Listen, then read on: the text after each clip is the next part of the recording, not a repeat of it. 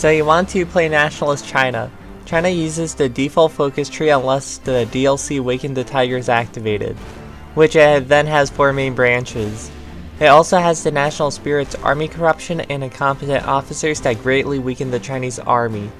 China also has the 9 Power Treaty, which forces China on free trade, and low inflation, which can be modified with various focuses to make it better or worse.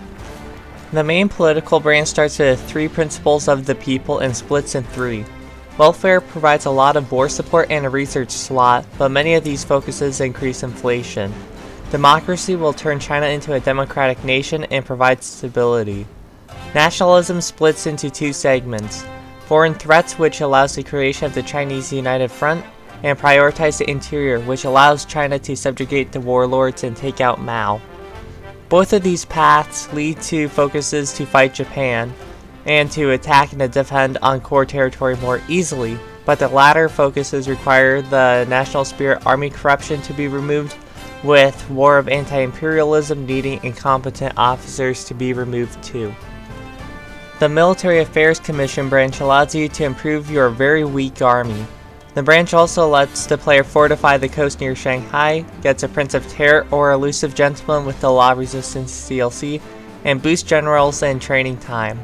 The Focus Army Reform will allow the player to gradually improve their army, first by improving the Army Corruption National Spirit by 10% every 90 days for 100 Army XP, and then fixing incompetent officers after Army Corruption is removed by spending 200 Army XP once.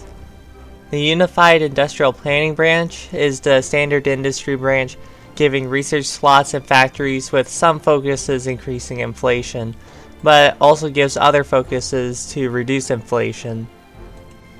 The Invite Foreign Investors branch is shared by all Chinese nations and allows for multiple things.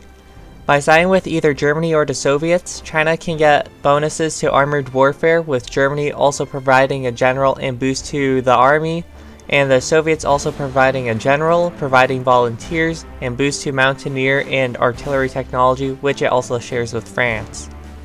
The next sub-branch is picking either Britain or France to help China, with France helping the army and Britain helping the air force. France cannot be capitulated in order to do their focuses. The air force part of the tree is between the British and the Americans, requiring at least one of them to do a portion of the tree. With both, you have access to all of it.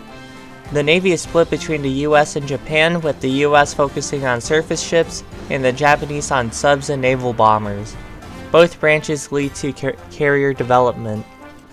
Underneath Invite Foreign Investors is the Renegotiate the Unequal Treaty sub-branch, which allows China to unify itself while having the choice to either improve relations with India, Mongolia, and the Indo-Chinese nations, or could subjugate Japan, Korea, and Indochina.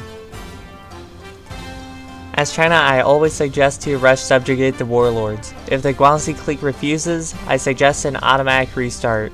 I also suggest a restart if 3 or more warlords refuse, but in the game in the background I had Yunnan, Zibi-Sanma, and Xinjiang refuse to join, but defeated all 3 before the Second Sino-Japanese War.